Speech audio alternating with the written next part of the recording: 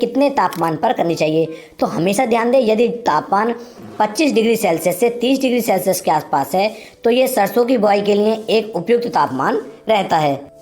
बात करें किसान भाइयों उपयुक्त मिट्टी की, कि सरसों की बुआई के लिए सबसे उपयुक्त मिट्टी कौन सी मानी जाती है। तो जो हमारी दोमट मिट्टी होती है, दोमट मिट्टी सरसों की बुआई के लिए सबसे ज़्यादा उपयुक्त मानी गई है। बुआई के यदि सही समय की बात करूं तो 15 सितंबर से लेकर के 10 नवंबर 15 नवंबर तक भी यदि इसकी बुआई आप करेंगे तो अच्छी पैदावार ये आपको निकाल करके दे देती है। बात करते हैं बीज दर की, कि 1 एकड़ के लिए हमें कितने बीज की आवश्यकता पड़ती है। यदि आप किसान भाइयों मशीन के द्वारा बुआई करते हैं तो 1 किलोग्राम प्रति एकड़ के हिसाब से बीज की आवश्यकता आपको पड़ेगी। बिल्कुल सही बीज ही आपके लिए रहेगा। और यदि आप छिटक विधि के द्वारा बुआई करते हैं तो लगभग 1.25 किलोग्राम प्रति एकड़ के हिसाब से आपको बीज की जो है चयन करना चाहिए। बात करते हैं खेत की तैयारी की, कि खेत की तैयारी हमें कैसे करनी चाहिए। तो सबसे पहले किसान भाइयों आपको जो है लगभग 150 से लेके 160 कुंटल जो गोबर की सड़ी हुई कंपोस्ट खाद होती है उस खाद को अपने खेत के अंदर डाल करके कम से कम 2 बार गहरी जुताई आपको करनी चाहिए, जिससे कि जो गोबर की खाद थी वो खेत के अंदर अच्छी तरीके से मिल जाए। उसके बाद किसान भाइयों रूटावेटर की सहायता से या फिर टिलर की सहायता से आपको अपने खेत की अंतिम जुताई करने के बाद अपने खेत को तैयार करना चाहिए। तो इस तरीके से किसान भाइयों आपका जो खेत है वो समतल भी हो जाता है और खेत आपका सरसों की बुआई के लिए तैयार भी हो जाता है। अब बात करते हैं किसान भाइयों बीज शोधन की, कि बीज का शोधन हम किस तरीके से कर सकते हैं। तो बीज शोधन के लिए आप या तो मेटल एक्सिल जो हमारा 1.5 ग्राम आप ले सकते हैं, जिसकी मात्रा 1 किलोग्राम बीज के लिए आपको 1.5 ग्राम मेटल एक्सिल लेना होगा। या फिर किसान भाइयों जो हमारा कार्बोडाजिम 12% और मैनकोजेब 63% में आता है, इसकी मात्रा आपको लेनी है 3 ग्राम। और 3 ग्राम लेने के बाद इसे आप 1 किलोग्राम बीज इससे उपचारित कर सकते हैं। तो इन दोनों में से किसी भी एक से आपको बीज उपचारित करना है, क्योंकि बीज उपचारित करना किसान भाइयों सबसे ज़्यादा बेहद जरूरी रहता है।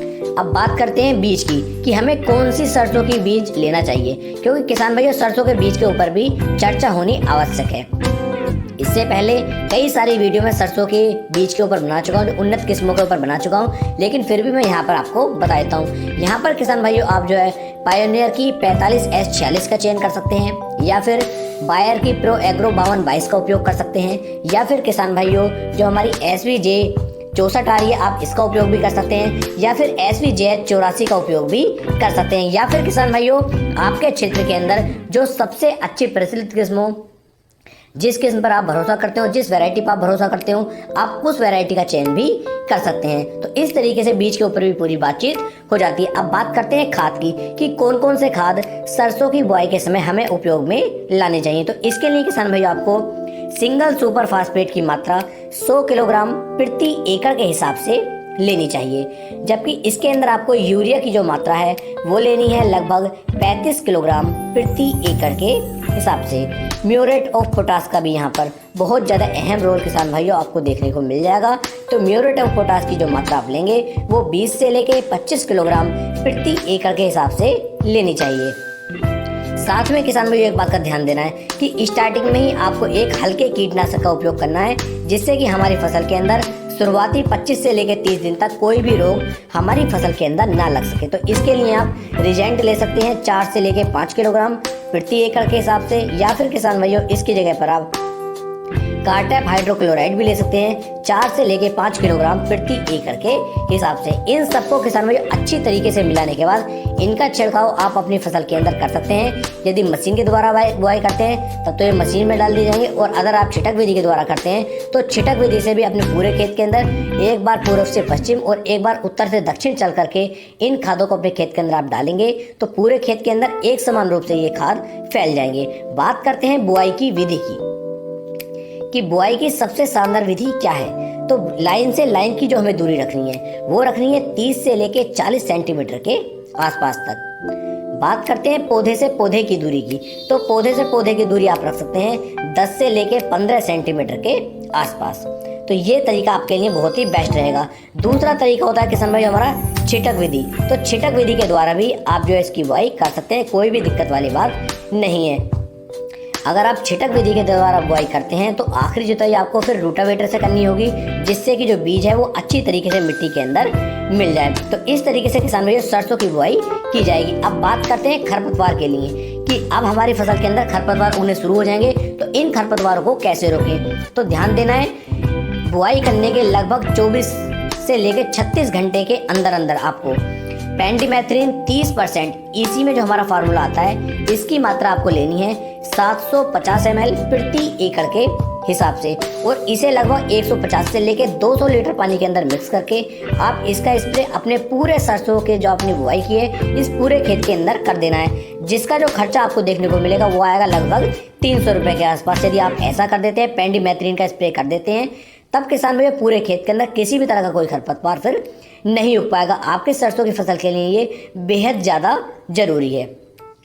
बात करते हैं किसान भैया अब सिंचाइयों की, कि कितनी सिंचाइयाँ किस किस समय पर हमें करनी है। तो पहली जो सिंचाई हमें करनी है, बुआई से लगभग 25 से लेकर 30 दिन पर आपको पहली सिंचाई करनी चाहिए।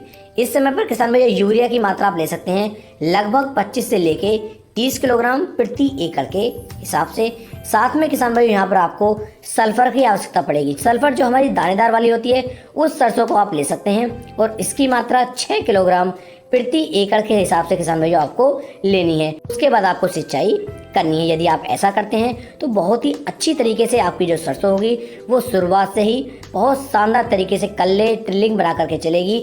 बहुत ही ज़्यादा जमावड़ा उसके ऊपर फलियों का आपको देखने को मिलेगा। नई नई शाखाओं का निर्माण हमारी सरसों के अंदर देखने को मिल जाएगा। दूसरी जो सिंचाई किसान भाइयों आपको करनी है वो करनी है किसान भाइयों, बुआई से जब हमारी फसल लगभग 50 दिन की हो जाती है उस समय पर किसान भाइयों आपको जो है एक स्प्रे करना है। तो स्प्रे जो आप यहाँ पर करेंगे, स्प्रे करेंगे इमिडाक्लोप्रिड 17.8% SL फॉर्म में जो हमारा टेक्निकल आता है, इसका स्प्रे यहाँ पर आपको करना चाहिए। और इसका स्प्रे आप 1 ml प्रति लीटर के हिसाब से यदि करेंगे तो आपकी फसल के ऊपर किसी भी तरह के कीटों का अटैक फिर बिल्कुल भी नहीं हो पाएगा। और इस स्प्रे को करने के बाद आप अपनी सरसों की जो है सिंचाई फिर कर सकते हैं। अब बात करते हैं उर्वरकों की मात्रा की। उर्वरकों की जो मात्रा है वो हमें किस तरीके से ध्यान में रखनी चाहिए। तो उर्वरक जो किसान भाइयों मैंने आपको बताए हैं, यानी कि एक तो बुआई के समय पर आप खाद डालने हैं और एक पहले ही पानी पर आपको खाद डालने हैं। उसके बाद आपको किसी भी खाद को डालने की आवश्यकता नहीं पड़ती है। अब बात करते हैं रोगों की, कि कौन कौन से रोग हमारी फसल के अंदर ज़्यादातर लगने को मिलेंगे। जो सरसों की फसल के लिए सबसे हानिकारक कीट है वो है किसान भाइयों मोइला या चैपा, जिसे हम एफिड भी कह सकते हैं। ये हमारे पूरे पौधे को ऊपर से गोंद देता है, इसे चिपका लेता है, जिससे कि जो हमारी फसल है फिर वो पैदावार नहीं दे पाती है। उस कंडीशन में आपको थायामेथोक्सम 25% WG जो हमारा टेक्निकल आता है, इसकी मात्रा आपको 10 ग्राम प्रति 16 लीटर वाला जो हमारा टैंक होता है उसके अंदर डाल करके आपको इसका स्प्रे अपनी सरसों की फसल के ऊपर करना है। यानी कि 8 से लेकर 10 ग्राम की मात्रा आपको थायामेथोक्सम की ले लेनी है और 15 से 16 लीटर वाले पंप के अंदर डाल करके आप इसका स्प्रे करेंगे तो शानदार पैदावार आपको निकाल करके देगा।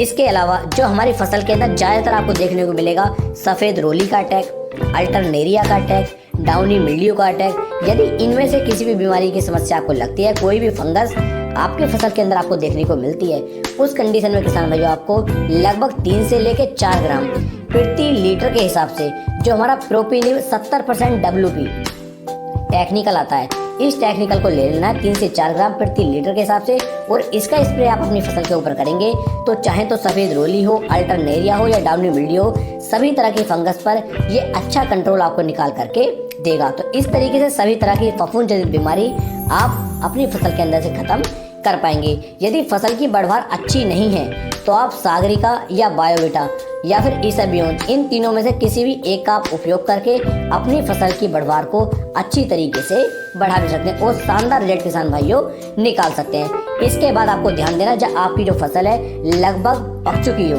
यानी कि लगभग 50 से लेकर 60% जो बालियां हैं वो आपकी हल्की हल्की पीली सी बढ़ रही है, तो आप समझ सकते हैं आपकी जो फसल है ये कटने के लिए अब तैयार है। तो उस समय पर किसान भाइयों आपको अपनी सरसों की फसल की कटाई करवानी चाहिए। ध्यान दें, जिन किस्मों का आप चयन कर रहे हैं वो किस्में वो बीज तिड़कते ना हो, क्योंकि जब हमारी फसल पकने की अवधि की तरफ चलती है तो जो फलियां होती हैं वे तिड़कनी शुरू हो जाती हैं और फलियां यदि तिड़कती हैं तो हमारी पैदावार में नुकसान देखने को मिल सकता है। तो फलियां तिड़कने से पहले ही आपको अपनी फसल की कटाई करवा करके अपने घर पर उसे